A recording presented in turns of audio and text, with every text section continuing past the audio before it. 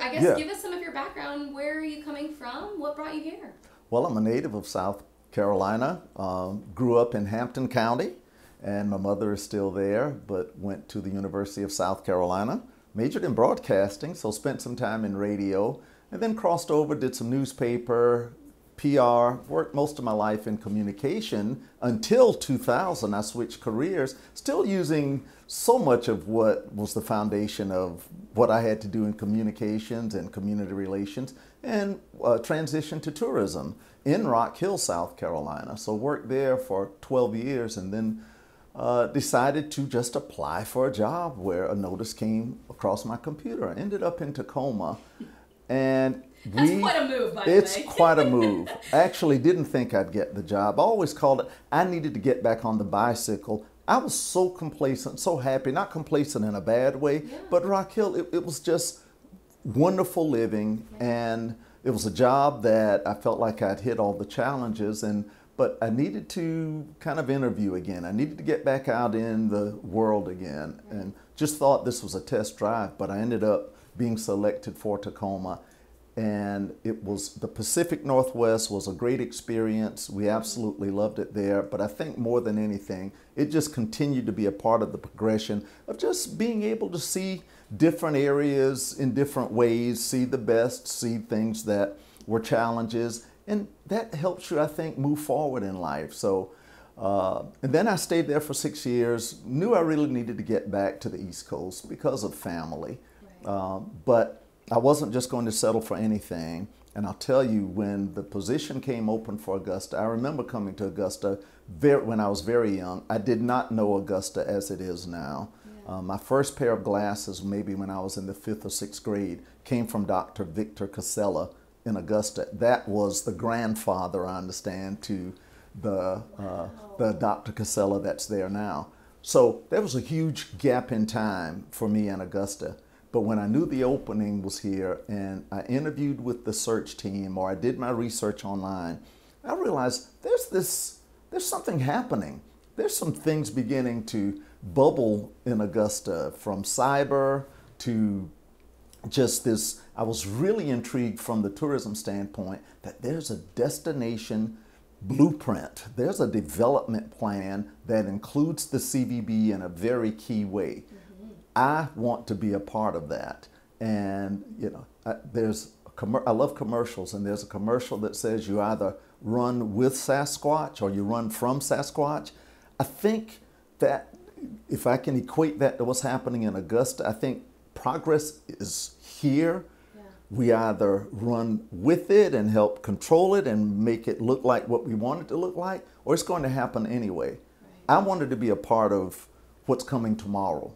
There are some amazing things that some we can see, some we can't see, but to just be a part of what's happening, be a part of the tourism community, that corner of economic development that also plays a role in shaping the Augusta that we all know has the potential to be the best it can be, that excited me. And something I do want to touch on that I've talked about with other people before, you know, there's so many cities that people try to compare Augusta to. Well, why can't we be like Greenville? Why can't we be like Charleston? Why can't we be Atlanta? And something that you learned while you were in Washington was what? Talk about that. Yeah, I really, there were so many similarities that I can connect with my experience in Tacoma and the Augusta I see now. When I moved to Tacoma in 2012, it was still a city that still was unsure of itself, didn't have the confidence, still had the, you know, the syndrome that they just were not the best that was around. Tacoma always wanted to be someone else, wanted to be Seattle.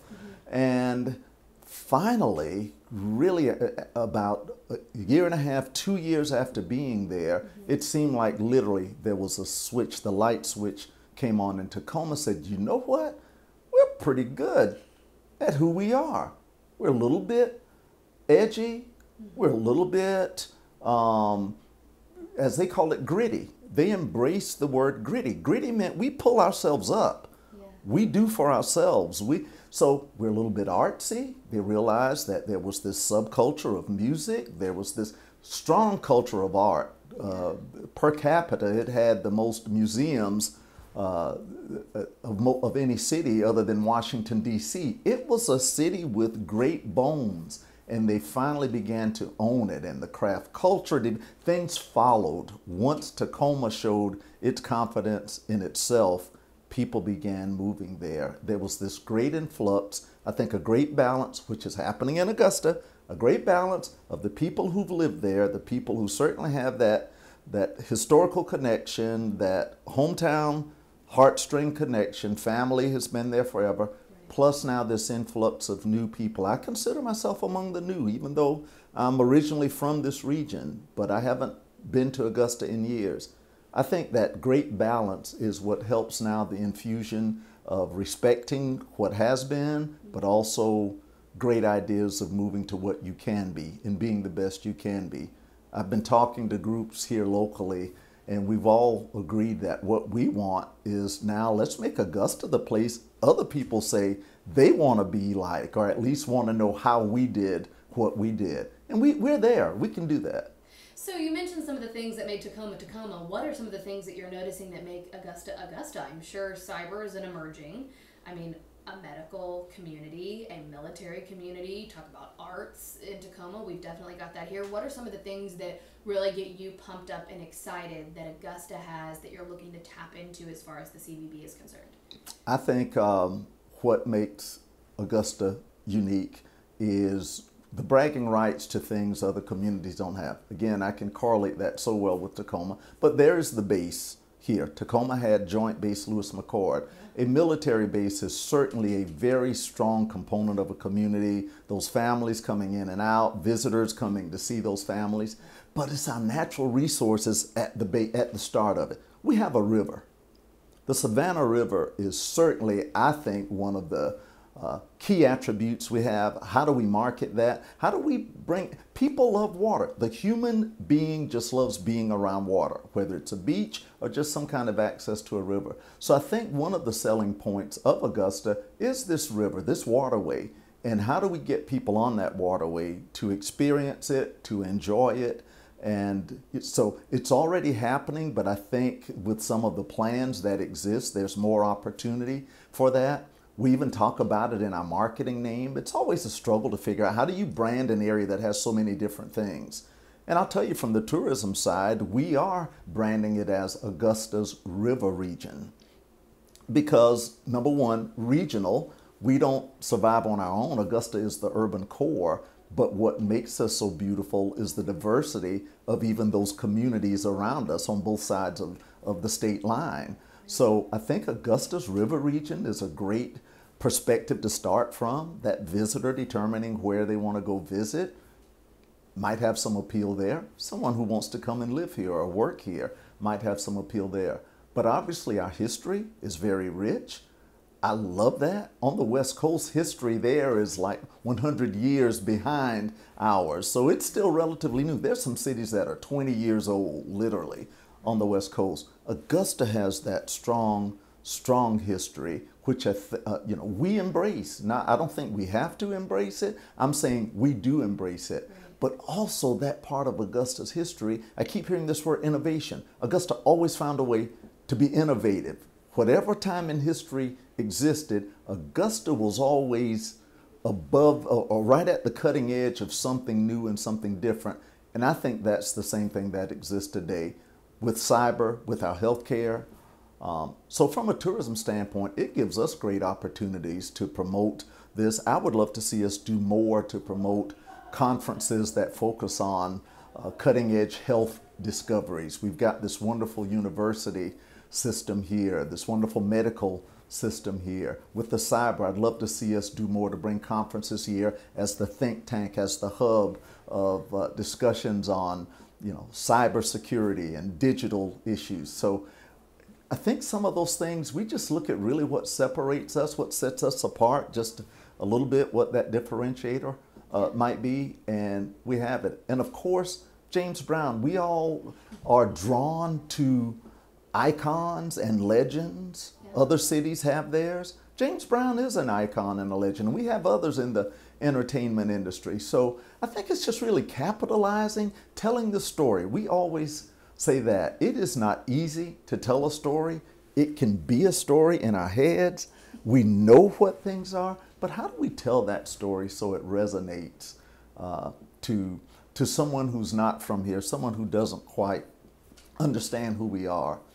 So we live on the river. We live one block up from Reynolds, and we walk our dog along the trail right there. And there was tons of people in town from out of town this weekend, you know, because of the Ironman.